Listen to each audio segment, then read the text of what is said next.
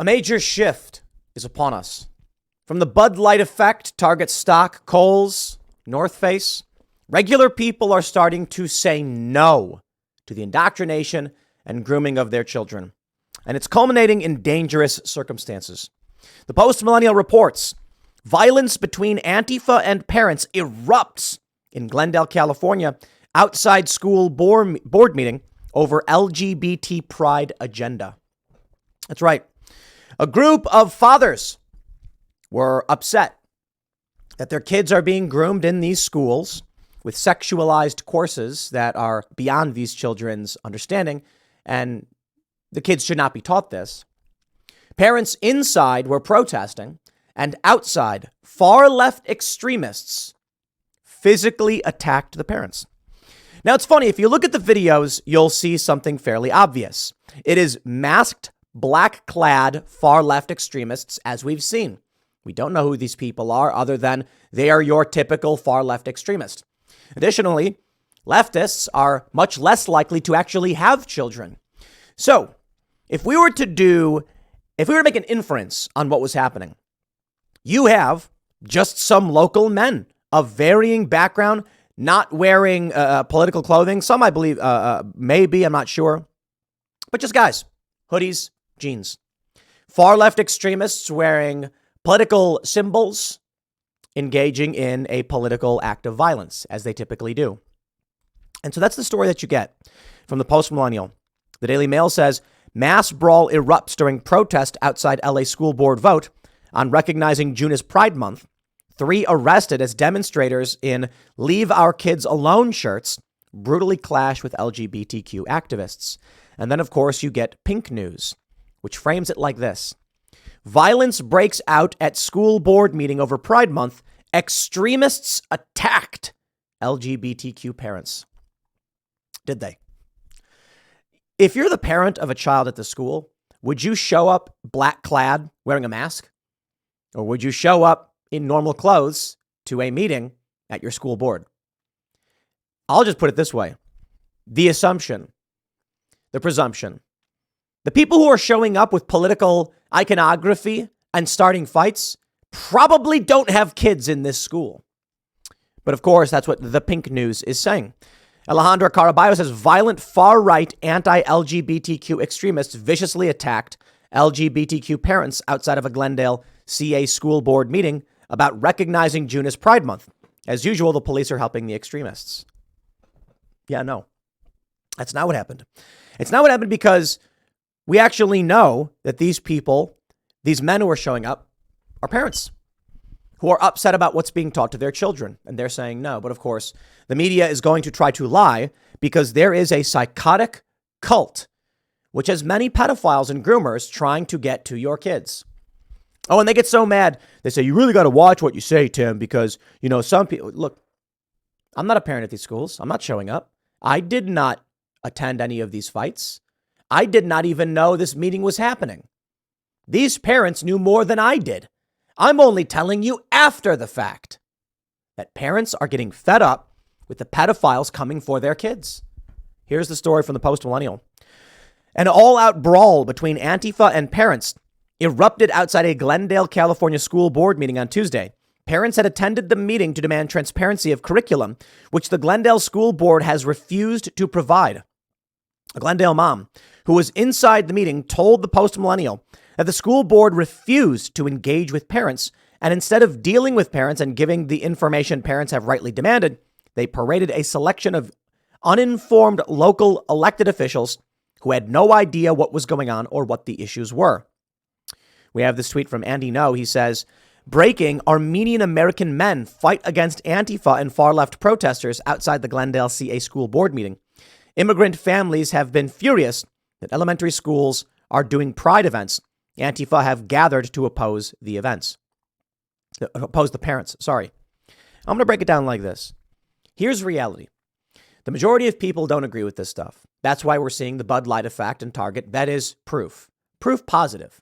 If Bud Light sales drop by 30% despite Memorial Day weekend, yeah, people are not okay with what these companies are doing, and they're fed up and they're starting to push back.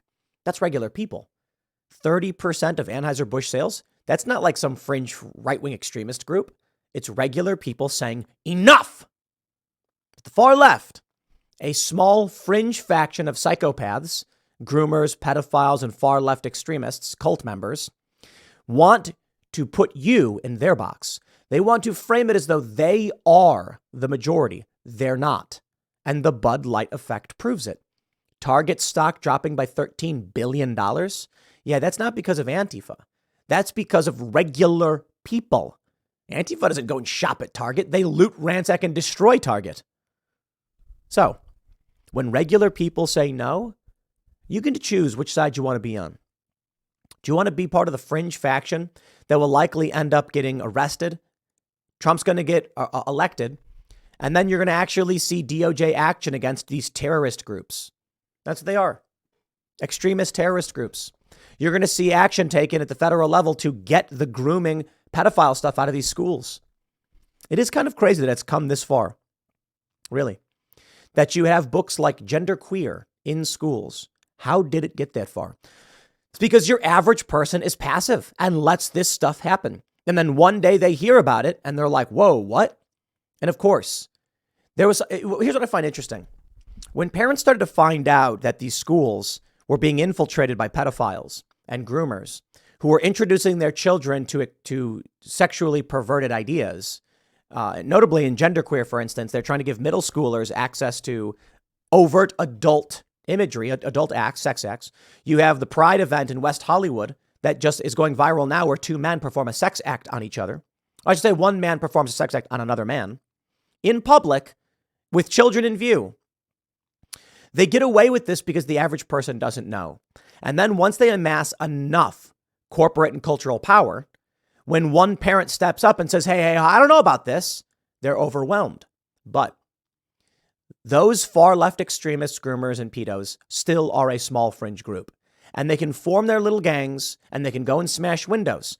And in numbers, they have strength. But eventually, more and more parents start saying enough. Very much so, like that scene from V for Vendetta, at the end, where the inspector says at some point someone will do something stupid.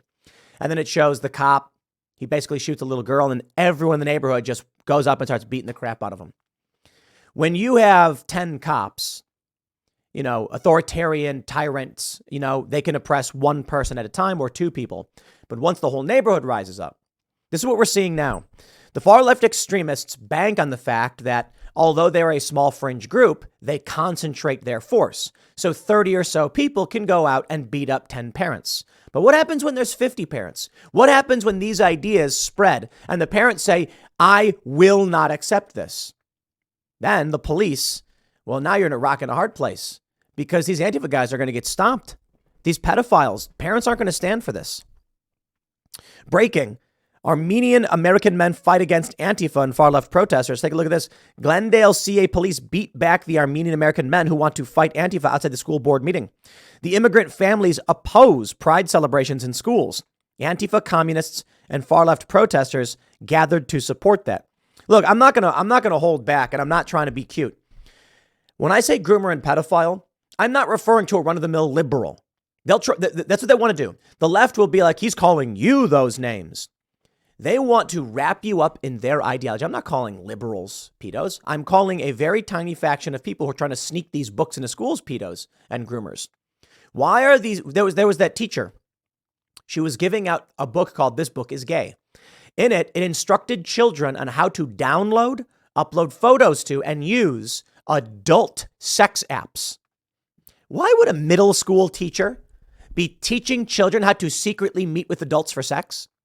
I will ask you that again. Why would a middle school teacher provide instruction to children ages 10 through 12 on how to use apps to anonymously and discreetly meet with adult men for sex? You know why. You know why. Come on. Don't play any. There's no other explanation. Well, the teacher just doesn't understand that what? You think the teacher doesn't know, here's the book that explains how to do it. You think, oh, come on. The teacher knows exactly what she's doing. Yes, teachers abuse kids. It happens a lot. And now they're using the mask of pride to get away with it. But parents are saying enough. Armenian, Hispanic, and Christian families have been protesting the Glendale School Board's pride celebrations and the indoctrination of their children into radical gender ideology. Parents were there protesting, trying to work with Glendale Unified as to what will be taught during Pride Week. A mother, it's from month to week now, huh? A mother who was inside the meeting filmed parents protesting. Basically, there's some so-called Antifa or hoodlums, antisocial folks who are here, 20 to 30 folks, who segregated themselves with LGBTQ protesters. Then they moved away and went to a parking lot. They met a group of Armenian men. One of the Antifa attacked an Armenian man, and the men fought back. A father on the scene told the Post Millennial. Parents went to the school board to demand information because the Glendale Unified School Board won't respond and take any actionable steps to tell parents what is happening or what will be taught. A father said to the Post Millennial, "We want our voices to be heard, and we want acknowledgement from the superintendent that they are not acknowledging it," he said. Andino tweets, Antifa and supporters of children's pride events retreated following a fight outside Satakoy Elementary in Los Angeles. Mostly Armenian-American families gathered to protest the school's pride celebrations. Andino continues, a violent cell of Antifa whose members have been convicted for violent conspiracy in San Diego calls for a rematch, direct action against the Armenian and Hispanic families protesting the Glendale USD School Board over pride events. This is what I find fascinating. These are overt political groups protesting dads, protesting families. The Daily Mail says Glendale Unified School District on Tuesday held a board meeting at which they were due to discuss recognizing June as Pride Month. The meeting attracted a large number of protesters and counter-protesters, as well as a significant police presence. The two sides began scuffling, and police stepped in to separate them, using their batons to beat the crowds back and making at least one arrest.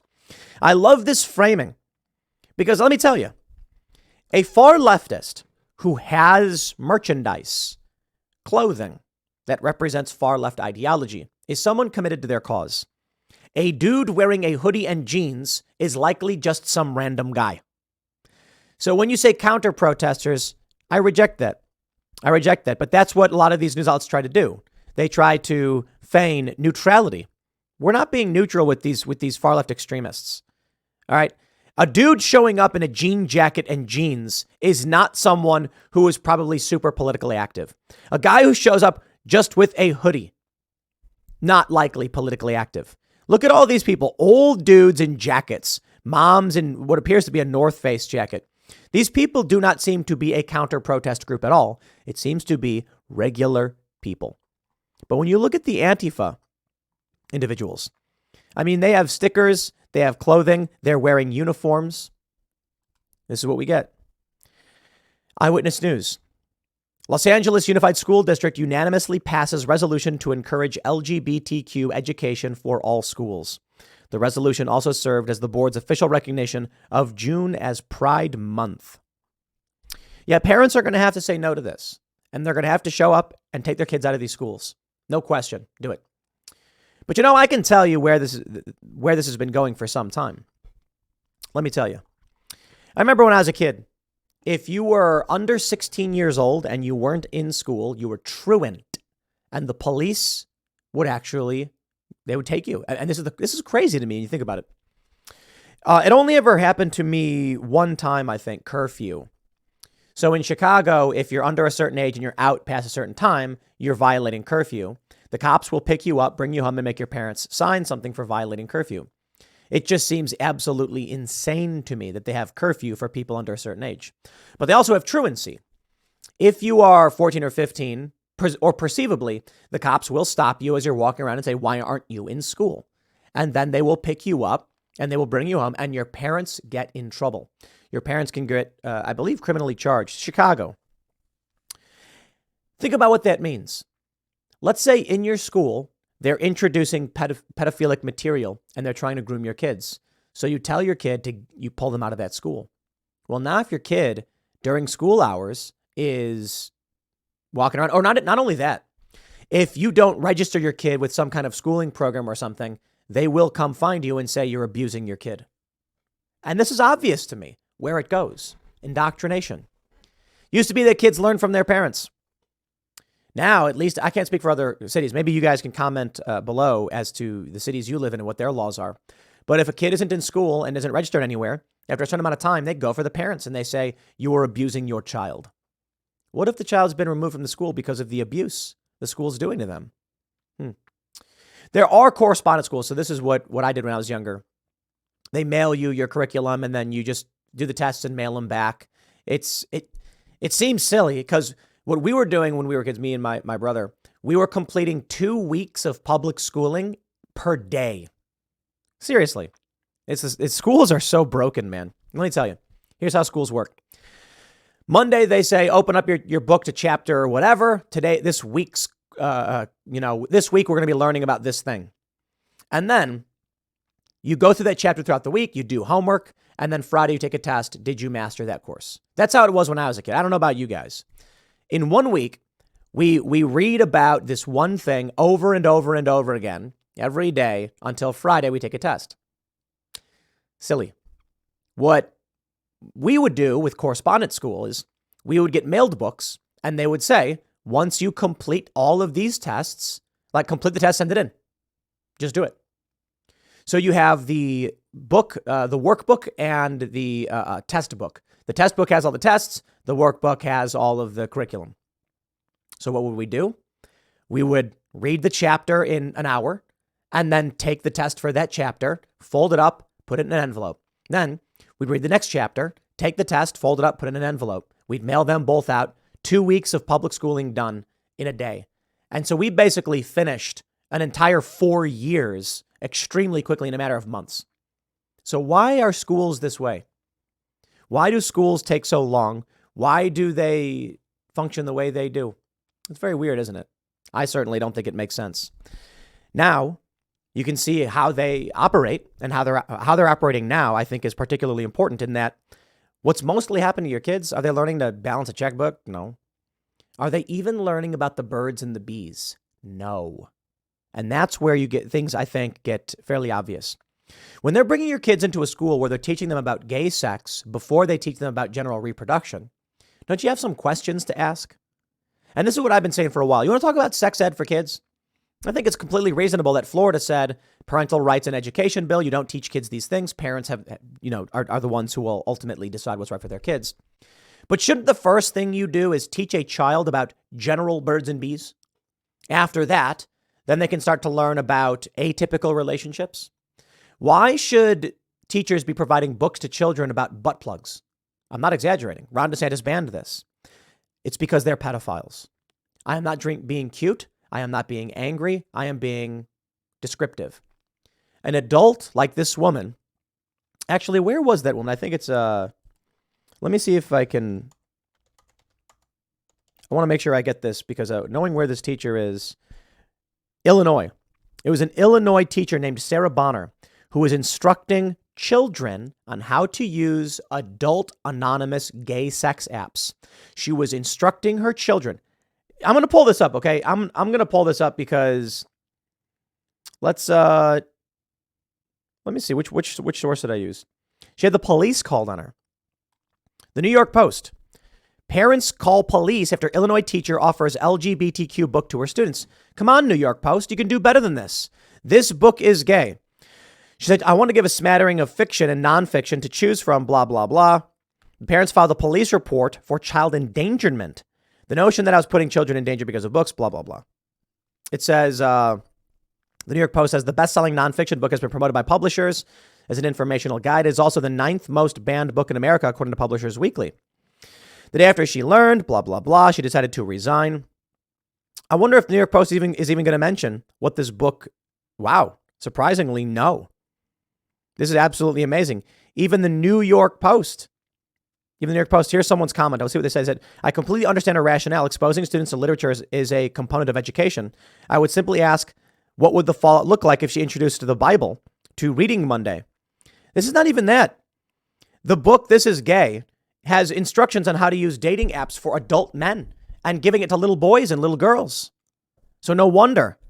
I think it's fascinating that the way it's framed in the media, even the New York Post, is that she was just offering an LGBTQ book. That's absolutely amazing. Let me, I want to make sure I have that for you, because there may be people who see this and say, oh, you didn't prove it. So I'm going to pull up the images to make sure I can show you definitively. All right. Well, here's one image. Actually, I think I can pull the whole thing up right here. I just got to be careful because, okay, this one is censored. Hillsborough County School Board has voted to remove This Book is Gay from all middle schools in the district. The book instructs readers on anal sex and the use of gay adult hookup app Grindr. So you can see this is the book. It says the ins and outs of gay sex, and it shows a naked man with arrows pointing. And I got to be careful on this one because the book is so graphic and explicit. I don't think I can show it on YouTube. So, there you say it. Sketches of a naked man with pubic hair. In the section that details how sex apps work, Dawson writes, it is a fact that although grown-up adult types are sometimes looking for a serious relationship, sometimes they are just looking for a spot of sexy fun time. Remember, this is fine as long as you're honest and always use a condom. Why are middle schoolers being taught that? And how to use hookup apps? Because they're pedophiles. Like, I'm not here to mince words or be cute or play games or use their language or defend them. This teacher, I believe, in Illinois is a pedophile. And it's a challenging thing to say. It really is, because there's defamation laws. But I'm sorry. Look, if you instruct children on how to use hookup apps so they can meet adult men for gay sex, I think you're trying to meet those children, right? You see what I'm saying? Like, there's no reason for an adult to do that unless that adult wants children to engage in activities with adults because they're pedophiles. And then when parents get angry, fighting breaks out.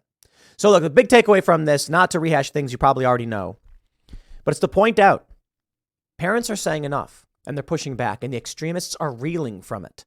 They're saying, no, far-right extremists attacked us. You mean parents? Far-right extremists, parents? Well, we saw the FBI called parents in Loudoun County, Virginia, called them terrorists. You see where this is going. These people are deranged psychopaths, but we're winning. I'll leave it there.